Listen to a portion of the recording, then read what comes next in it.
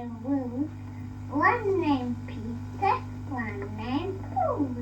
Fly away, Peter, come back, Peter, come fly me. Everything seemed to be falling into place. She'd completed her studies done exceptionally well. She was doing a master's.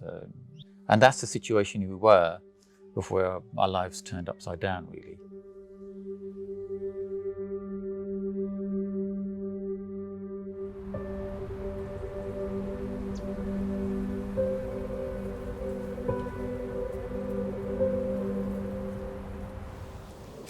Well, our firstborn was Amani. She came along in 1998. We were both quite wanting to have a girl, weren't we? We were quite hopeful that our first was going to be a girl, and we quite early on chose the name Amani. And she was just an absolute dream, wasn't she? She was like just perfect child. Full of character, always talking non-stop, always asking questions, always happy, singing all the time, just full of sort of bundle of joy, wasn't she? Yeah, definitely. Perfect first child, really. Yeah, that's right. Tissue, we all fall down.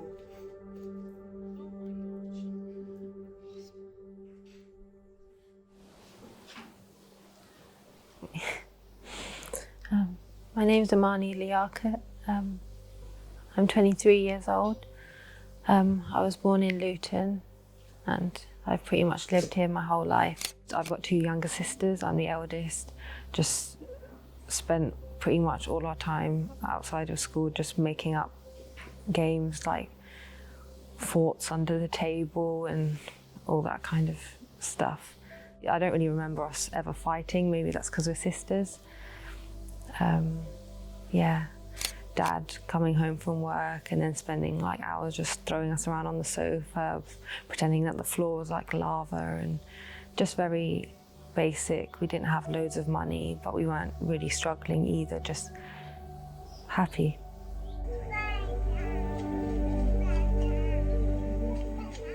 And she's always pretty much been the life and soul of our family, because she's always been that person. She's always sort of shared her life with us. So when she goes out with friends, she was always pinging us like photos, and would come home and just sit there and retell a whole long story of what they'd got up to and the funny parts and not so funny parts or whatever. So that was always, we always looked forward to her coming home. Yeah. So because we knew it'd be like story time. Mani's just known for being the storyteller.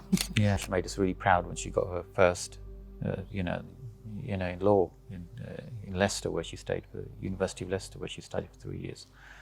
So, I mean, I think she's been an inspiration. We've been really proud of her, and she's been an inspiration, set a benchmark for her sisters as well. So, and in my family, on my side, she's the first grandchild, so she's always had that special status. Everyone says they're the best years of your life, and I did really feel like that, so I wasn't ready for it to be over just yet.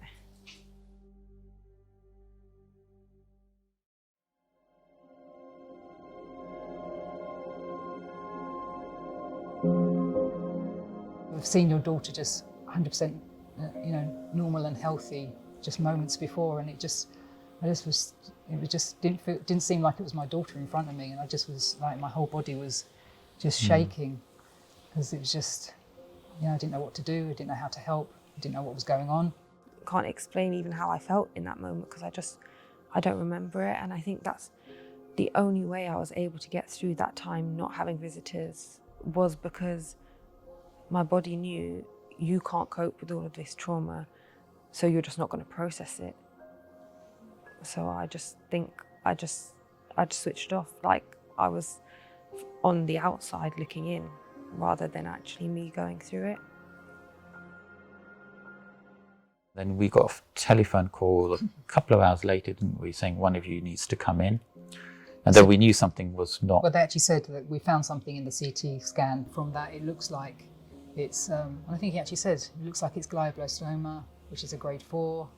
And, did sort of go down the prognosis route, told us that as well in this like very quick conversation. And then, but I think I remember you questioning him and saying, but how can you tell? You haven't done a biopsy, so how can you tell? And he goes, hopefully I'll be proved wrong, but in my experience, it looks like it's a GBM4.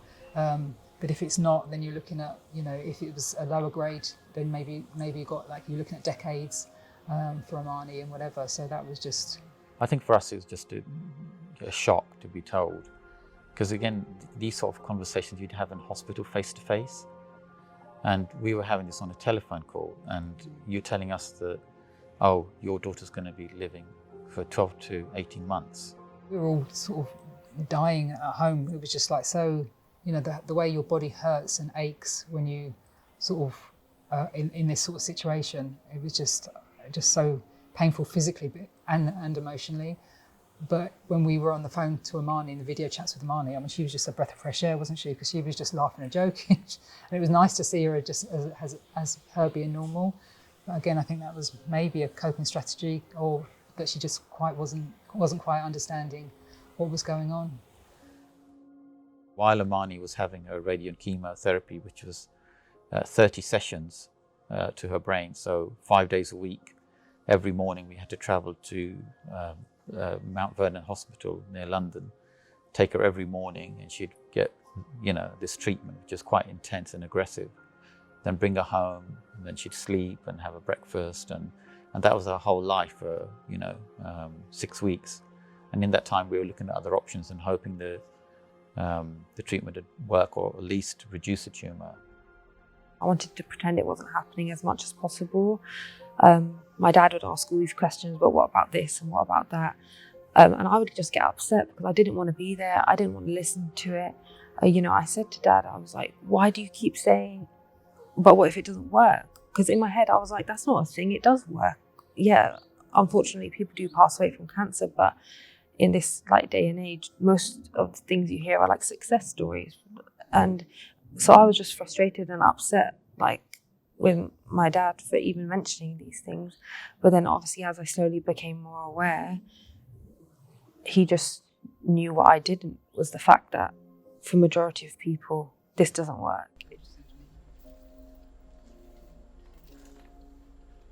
I think at that time I was sort of I didn't understand why everyone was looking at different treatments and talking about different countries and all, because I just wanted, to keep Mani as close to home as possible, and, just wanted to believe that the NHS had all the answers and it would just be a straightforward treatment and whatever. But we were getting told, this isn't a cure, this isn't a cure, and that's what we always were. Yeah, they were just told, it was almost like they were preparing us for the worst. Yeah, so weekly I have to prepare all of Mani's medication, which is quite a lot. In the UK, especially for seriously ill patients, we think that should be very important to measure. This first set of medication, then with breakfast she takes this one, and then we've got lunch, and then at 5:30 she has this set of medications. Then this is with dinner, and then this will be when she has a snack about 10 o'clock at night or around that time, and then she'll take a few more of these at bedtime. So that's basically, I'm not sure, maybe even 30 tablets a day possibly. So it's a lot for her to take, but she doesn't grumble too much about it. She's quite good.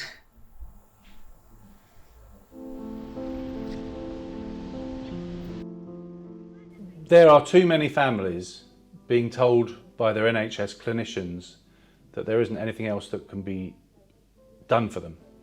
And I think there are too many clinical pathways in the UK that are very traditional, that might not be the best for patients and not take advantage of some of the innovations that are being seen elsewhere in the world. And I think it's a tragedy that people with sick children, sick partners, sick parents are having to spend time to not only research their own treatments or options for new treatment pathways, but to apply for them and then to self-fund them. And the money involved is not small. We're talking hundreds of thousands of pounds for people to fly their children out to the United States, or for people to access treatments related to dendritic cells and immunotherapy in Germany. This is expensive stuff. And if we are at the forefront of the life sciences revolution, surely we should be leading in that area too. More and more people are coming along with terrible tales of premature loss and of suffering. And people are realising that actually the power is with the government to fund research into this area to really make a difference, and that's what we've got to do. And I think we've all had a bit of a boost from COVID in terms of that. You know, there we are with forefront vaccine, done that, but we've done it because we put a lot of money into it, and we've done it because we did things differently in a kind of like a parallel fashion, so that as the science was being conducted, they were getting stuff ready for rollout. Whereas in drug delivery, new drugs, it's kind of like science, trials, rollout, production. You know, it's not done in a linear fashion. So I think if we can be a bit more like we have been there, that will be a good thing.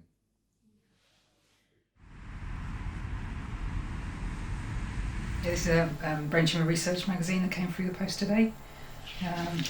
Because we actually do a lot of work with brain tumour research.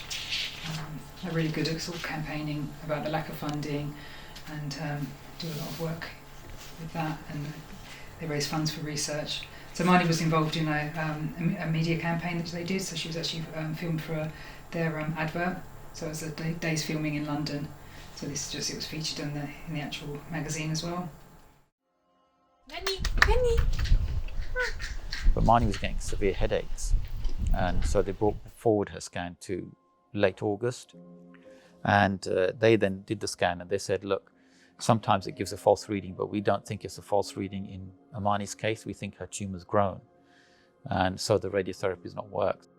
And so very quickly we booked the flight to Germany, and obviously Amani can't travel, and so my brother-in-law and myself, we travelled. And we'd done a fundraising page, hadn't we? Yeah, the GoFundMe we had to set up, because this is obviously the ONC201 drug is on a private basis, so you can buy it from a doctor in a pharmacy in Germany, but it's literally £1,000 a week to fund that. So it's 4 tablets a week. So that was no way that we were able to do that. So we just set up a GoFundMe page, which was absolutely amazing. The response within 24 hours, it raised £107,000. When I found out about the lack of funding, I think it just made a bad situation even worse, because it just made you feel like, so why has brain cancer research been left on the back burner? Why has the investment not been there? You know, if the same investment had been made so many years ago, then we potentially would be in a very different situation now. So, you know, it does make you upset and angry, really. Yeah. People don't realise how many young babies get this disease. You know, we know of many families that children are 1, 2, 3 years old. You know, many of them die before the age of 10, and they've got their whole lives ahead of them. And if people who are just starting on this journey, we tend to share Amani's podcast or her Instagram, as well as giving the information that we've accumulated over time. And then people know what to expect, possibly with their journey.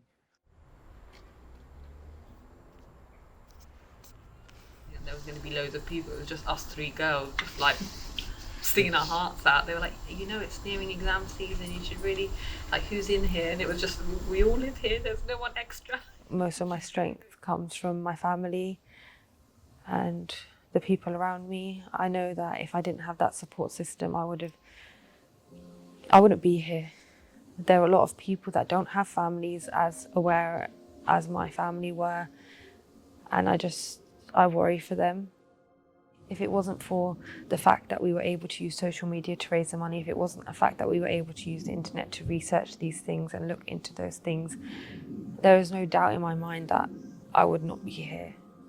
I just think that if there is a collective outrage, if there's just a few solo voices and solo stories, it's not enough to get people to care.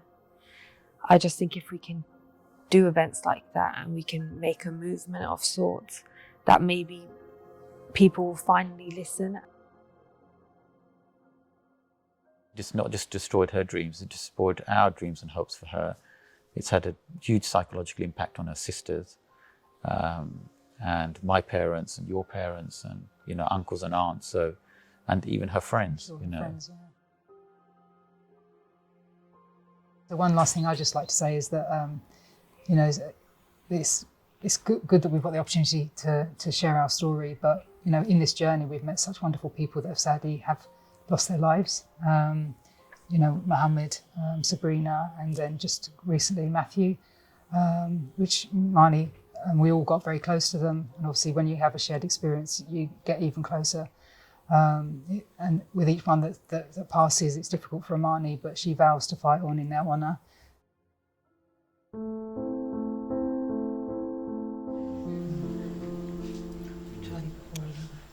I do think that, yeah, maybe it might be too late for me. But what about other families? I'm not the first person to be diagnosed with a cancerous brain tumour, and I'm not going to be the last one. And people that have been through other treatment journeys with other cancers, they've seen the development in treatments, and they've seen the change in survival rates. Just in the year and a half that I've been unwell, I've lost friends from the brain tumour community, my age, younger, and sometimes I feel ungrateful for even complaining and struggling. I want to do what I can because they're not able to, and they lost their lives too young. There's no nice time to lose a loved one, but they were just on the cusp of their life, just as I was. And maybe I can get my life back to some extent, but they were robbed of that chance, and something needs to be done. And I just think with awareness and using our platforms, then maybe it can be the start. And if I can be involved, and if something positive can come out of this, whatever happens, then at least I'm leaving something good behind. And that's what I want to do, or try to anyway.